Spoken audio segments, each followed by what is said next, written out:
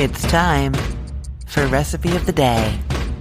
Happy Friday! We've made it, and I have a recipe for you that you could make today and then enjoy all weekend long. Or it's a great one to do on like a Sunday and have a special Sunday dinner and then have the leftovers and things all week. This is a classic pulled pork cooked in the oven, and I'm going to tell you, I tried over 20 different variations of pulled pork in the oven. I tested different cuts of pork for different amounts of time, different temperatures, different seasonings, some different techniques, brining, dry brining, reverse sear, pre-sear, all sorts of different things. And yes, there were over 20. I'm not even kidding. And this is the version that blew my mind and made me stop testing. Like, it could not get better than this. So it may surprise you to know that I did not find that brining or dry brining made a huge difference here. And I think it's just because the cut of pork that I ended up deciding on, which is the Boston butt, which is from the shoulder. I will talk about other things about cuts, but that cut is just so well marbled and juicy and tender and flavorful already that the brining doesn't make a huge difference at all. I mean, I don't even think I could tell the difference. So no brining needed. But what it really did come down to was having a simple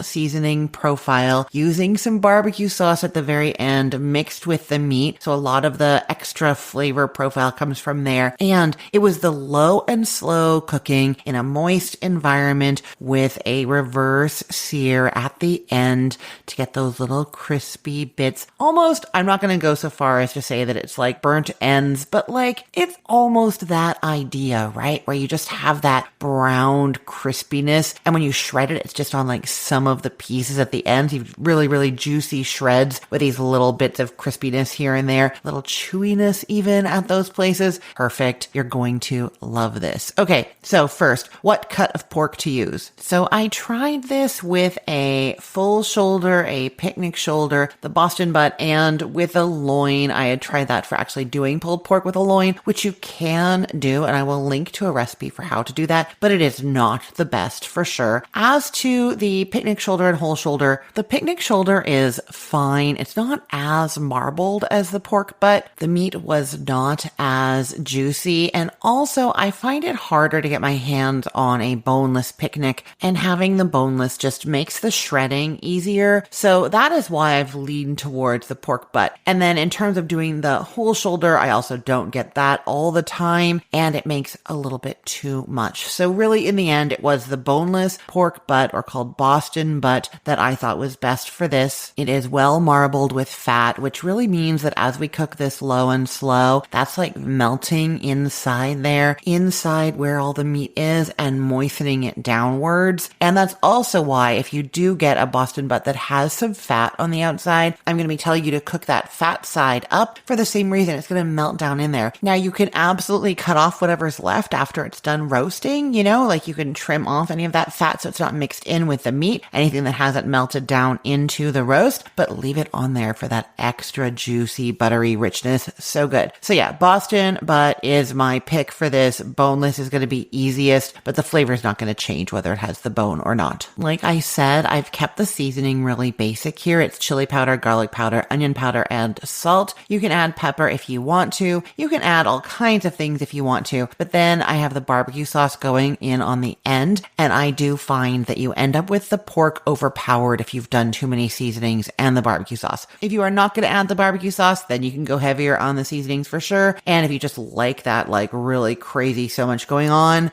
go crazy. You can have all the seasonings you want. Okay, I think everything else I have to tell you, I can touch on as we walk through the recipe. So you're going to start by preheating the oven to 300 degrees Fahrenheit. Take your boneless pork butt out of the fridge. You can even take it out a little bit sooner. Bringing it to room temperature is going to make it cook a little bit more quickly. So that would be the only reason to do that. It's going to be in the oven so long that it doesn't really make a huge difference. So your oven is at 300 degrees Fahrenheit. You have your boneless pork butt out of the fridge, and you're mixing together 4 teaspoons of chili powder, 1 teaspoon of garlic powder, a teaspoon of onion powder, and 1.5 teaspoons of salt. Give that a mix and then rub that all over the outside of the pork. Now, a lot of recipes recipes have you sear the pork first. You know, I've talked about this before. It is not going to matter. You don't need that. We're going to build that caramelized flavor at the end. So it's just an extra unnecessary step, and my testing bore that out. It did not add anything. The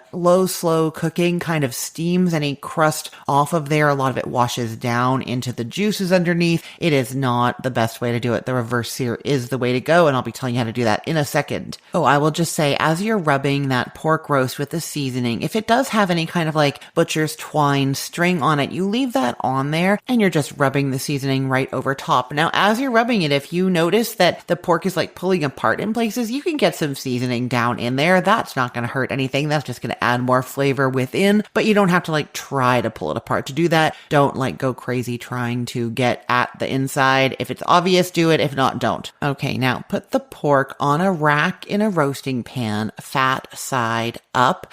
If you don't have a rack, you can just put it straight down in there. We're going to be adding some chicken broth to the pan. And so the idea is to not have that bit of meat at the bottom get soggy, but it's not so much chicken broth. It's not going to make a huge difference. If you really do want to prop it up out of the broth, but you don't have a rack, you can use a couple of celery ribs or carrots right under there, and that'll keep it out of the liquid. Now, I'm using a roasting pan or big baking dish for this. Some people use a Dutch oven. It doesn't really matter. You just need the pork to be fitting inside of there. And then you're putting chicken broth into the bottom of there, about half an inch down there. And that's just going to add the moisture and keep everything kind of steaming and soft and gentle. And then you are covering that baking dish, whatever you're using, with foil, making sure the pork is fully covered, and crimp all the way around the sides. If you're doing a Dutch oven, you could put the lid on the Dutch oven. That works too. You just want a nice tight seal. And then that is going into that 300-degree Fahrenheit oven for a long time. You want the internal temperature of this pork roast to be over 180 degrees Fahrenheit, and ideally between 195 to 205 degrees Fahrenheit. You are saying, what, Christine? That is way too high. Yes, the safe temperature for pork is 145 degrees Fahrenheit. But when we're talking about this dark pork meat, it really benefits from all that breaking down and melting and getting that really high temperature. And like, trust me, go on any expert pulled pork, pork butt, smoked pork, whatever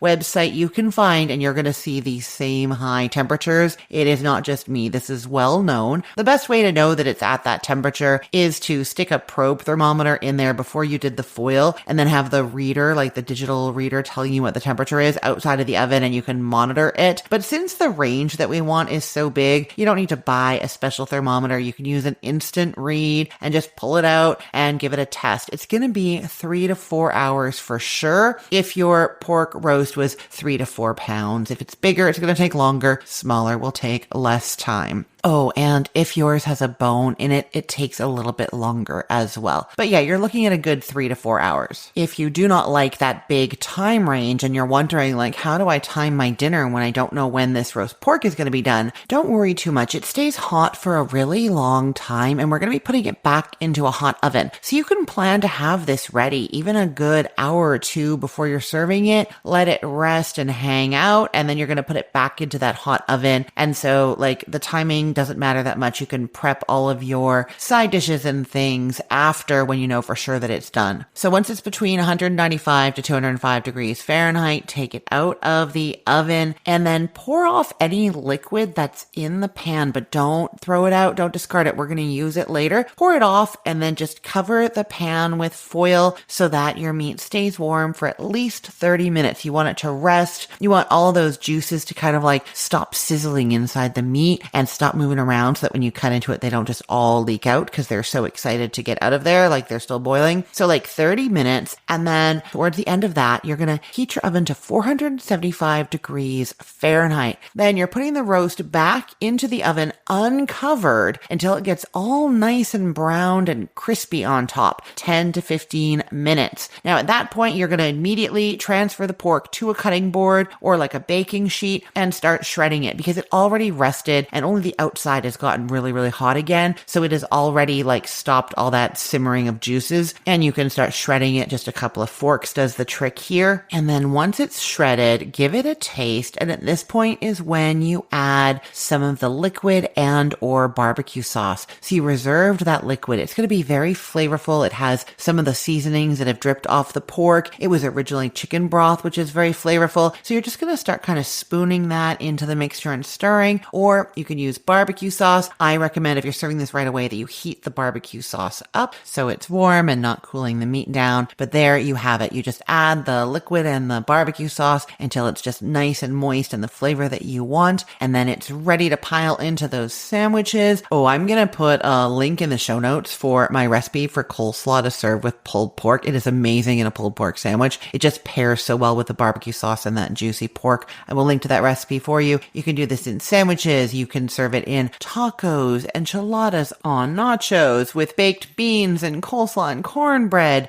All of those things are going to make your weekend so amazing. I will put the link to this pulled pork recipe in the show notes for this podcast episode, or you can head to cookthestory.com/ROTD and get it there. Everything there is arranged by date, so it's helpful to know that today is May 2nd of 2025. I'm Christine Pittman from cookthestory.com, thecookville.com, the all-new chicken cookbook, and from this podcast, Recipe of the Day. I hope you have a great day. Let's get cooking.